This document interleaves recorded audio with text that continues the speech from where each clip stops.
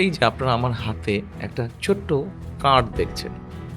এই কার্ডটার নাম আমরা দিয়েছি ফ্যামিলি কার্ড। বাজারের আগুনের হলকায় যখন সাধারণ মানুষের নাভিশ্বাস উঠেছে, ঠিক তখনই এক চিলতে স্বস্তির খবর নিয়ে এসেছে বাংলাদেশ সরকার। নিত্যপণ্যের ঊর্ধ্বগতি আর অর্থনৈতিক সংকটের এই সময়ে প্রতিটি মানুষের মনে শুধু একটাই চিন্তা, কিভাবে সামলে নেওয়া যাবে আগামী দিনের খরচ।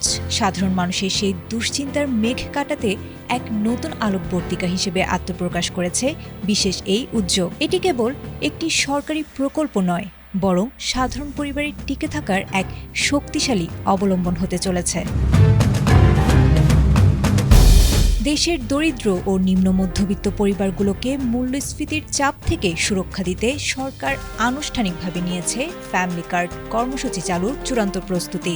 সম্প্রতি অনুষ্ঠিত এক উচ্চ পর্যায়ের আন্তঃমন্ত্রণালয় সভায় 5 কোটি পরিবারকে এই কার্ডের আওতায় আনার লক্ষ্যমাত্রা নির্ধারণ করা হয়েছে। এই কর্মসূচির সবচেয়ে বিশেষ দিক হল প্রাপ্ত নগদ অর্থ সরাসরি পৌঁছে দেওয়া হবে পরিবারের নারী সদস্য বা গৃহকর্ত্রীর হাতে, যা তৃণমূল পর্যায়ে নারীর ক্ষমতায়ন নিশ্চিত করবে।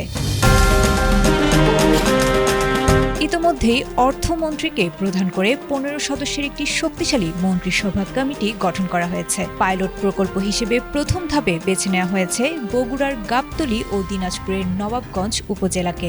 সরকারের পরিকল্পনা অনুযায়ী সুবিধাভোগীরা প্রতি মাসে 2000 টাকা করে নগদ সহায়তা পেতে পারেন, যা বিদ্যমান অন্যান্য সামাজিক ভাতার চেয়ে অন্তত দ্বিগুণ।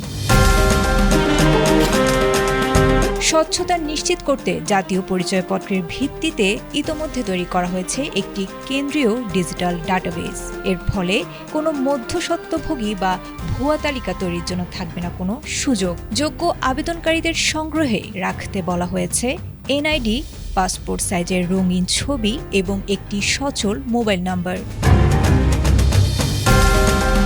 খুব শীঘ্রই ইউনিয়ন পরিষদ ও অনলাইন পোর্টালের মাধ্যমে শুরু হবে আবেদন প্রক্রিয়া।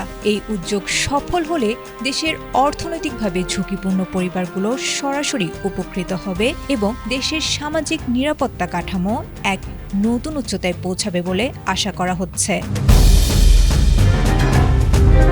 আয়েশা আক্তার, এটিএন বাংলা।